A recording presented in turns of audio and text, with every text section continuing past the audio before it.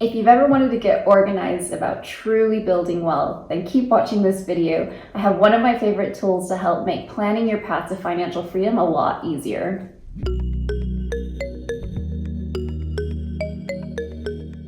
Hey, I'm Flora and welcome to Financial Elevation, the place that brings you the tips and tools to spend smartly, build wealth, and level up to financial freedom.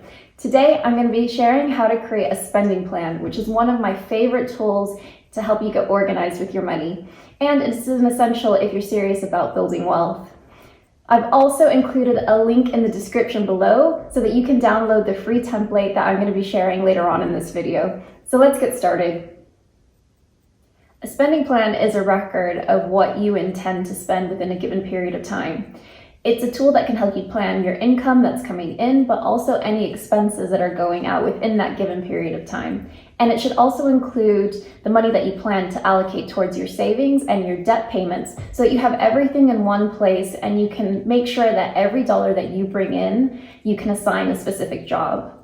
Essentially, it's a representation of your future spending, and it can be used in combination with an expense tracker so that you can actually track what you planned to spend versus what you actually spent in the end. That way you can monitor if you're heading in the right direction, but also if you need to make any changes to your spending.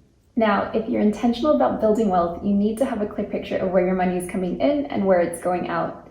Having a tool that helps you map out what you intend to spend and when will give you greater control over the choices you make to align to your personal and financial goals. The plan will help you understand your cash flow from month to month so that you can ensure that you have a positive cash flow at the end of the month to contribute to your wealth. It doesn't need to be complicated. It can be a simple list of your income streams and your expenses, but keeping a spending plan will help you stay consistent in order to reach your financial goals, understand your spending habits, and also to plan for any major expenses in advance as well. Now, by this point, you're probably thinking, this sounds a lot like a budget. And it's true, a budget and a spending plan have a lot in common. However, I like to use a spending plan because it aligns to the true intention of what you're doing, which is spending. A budget and a spending plan can contain the same categories. However, I tend to see that when people try to budget, they give up halfway through because they either find it too restrictive or it's just not working for them in terms of actually giving them a clear picture of their spending. The point of this exercise is that you become aware of what you're spending so that you can consciously choose to spend on things that bring you closer to your personal goals and your financial goals, and to ensure, similar to zero-based budgeting, that every dollar that you bring in has a purpose.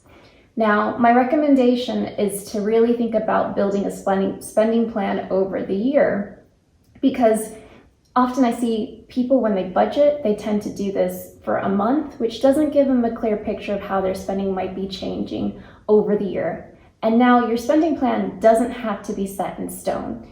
You can actually set this out for the year and then adjust it as you go along so that it fits your needs and that you're also keeping that clear picture of where you're dedicating your money. Now, let's hop into the template so I can show you how it works. All right, so just as a reminder, I've included this template here as a link in the description below for you to download for free. And what you can see here is that I've added some example values to give you an idea of how the template works. So the template itself is laid out for a full year. And what you'll see is that we have from January to December where you can add your income and your expenses. And there are 5 main categories on the left-hand side. So we have income, savings contributions, fixed expenses, debt payments, and also your variable expenses. And at the very end of the template, there's a row to calculate any remaining cash that's left over from when you add your income and your expenses into the template. Now, the very first section of the template is specifically for your income streams. And there are 3 rows here that you can add up to 3 income streams that you might have. So for example, this individual here has their salary, and then they're planning to have some additional cash coming in April for any clothes that they sell. Now, it's important to highlight here that the income that you include in the template should be your take-home pay. So any money that you receive after your taxes have been taken out of your income. Then if we move on to the next section, we have savings contributions. Now, I'm a supporter of paying yourself first. And what I mean by that is that you make sure that you allocate money to your savings first before any fixed expenses or any variable expenses at the end. If you're serious about building wealth, it's important to do this so that you're actually contributing money to getting yourself closer to financial freedom. And one of the limitations that I see with budgeting is that people tend to allocate their income across a number of expenses, and then anything that's left over, they add to their savings, which is a sure way to make sure that you don't reach financial freedom because everything else is being prioritized over your savings. So here, this section is right up front for you to actually allocate what you can to that particular section of the template. Now, I understand that everybody's personal situation is different, and as a rule of thumb, you should be saving at least 20% of your income. However, if you're at a stage where you're still trying to pay off debt or you have other major expenses that you need to take care of, then I would recommend that you try to put as much as possible and work to building to that 20%, so that you can actually make sure that you're contributing something to your future wealth. If we move on to fixed expenses, what you will see in this template is that there are quite a lot of different line items. And again, please tailor this to your personal situation. Fixed expenses include anything that's you pay on a month-to-month basis that's relatively similar.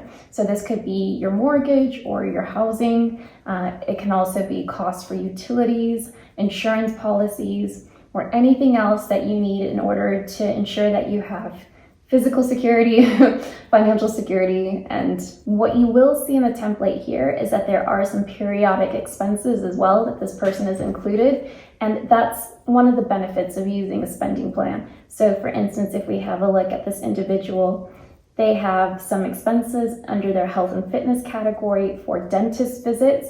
But this is also something that you can use your spending plan for, is to plan out those individual one-off expenses throughout the year.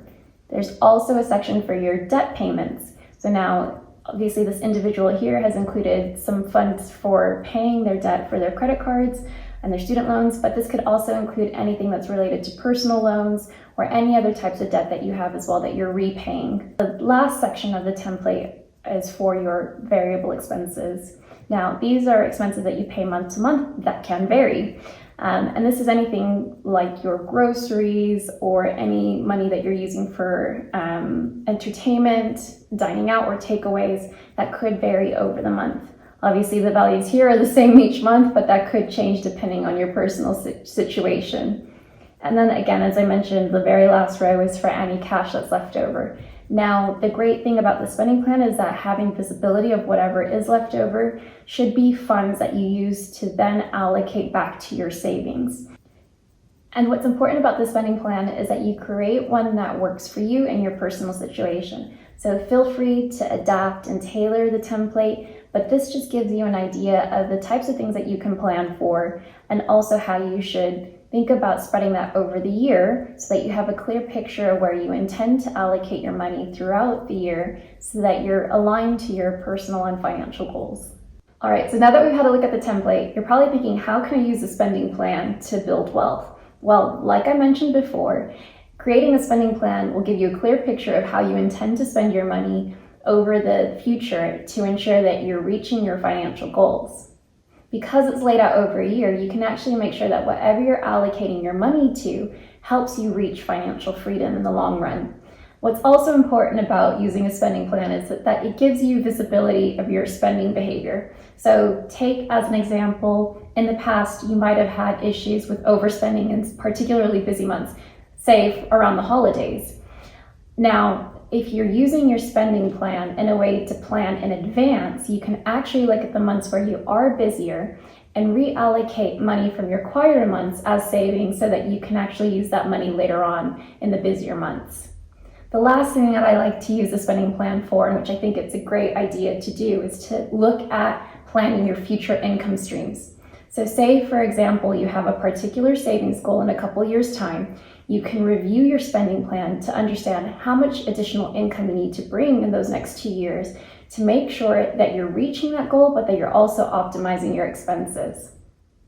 Now, I hope you found this video useful, and if so, please hit the like button. Make sure to leave me a comment below and let me know how this spending plan has actually helped you get more organized, and also if you tried out the template. In next week's video, I'm going to be talking about how to create financial goals that you can actually stick to. So make sure you hit subscribe and hit the notification bell to make sure that you receive the latest on everything spending smartly, building wealth, and leveling up to financial freedom. Until next time, and keep making smart money moves.